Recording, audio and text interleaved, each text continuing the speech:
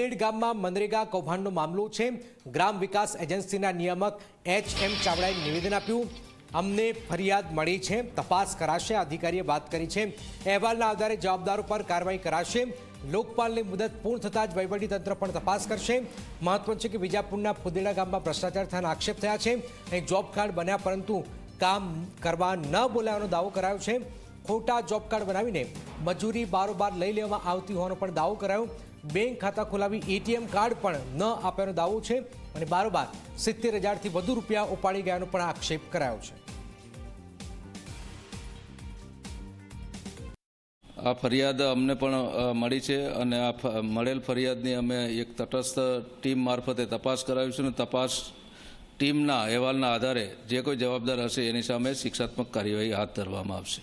Technical team મારફતે અમે તપાસ કરાવીશું। તપાસ ટીમના અહેવાલના આધારે જે શિક્ષાત્મક કાર્યવાહી હાથ ધરવાની થતી હશે એ અમે ધરીશું। જિલ્લામાં આવા બીજા કેસો પણ જે ફરિયાદો મળશે તો એની પણ અમે આવી તપાસ ટીમ મારફતે તપાસ કરાવીશું।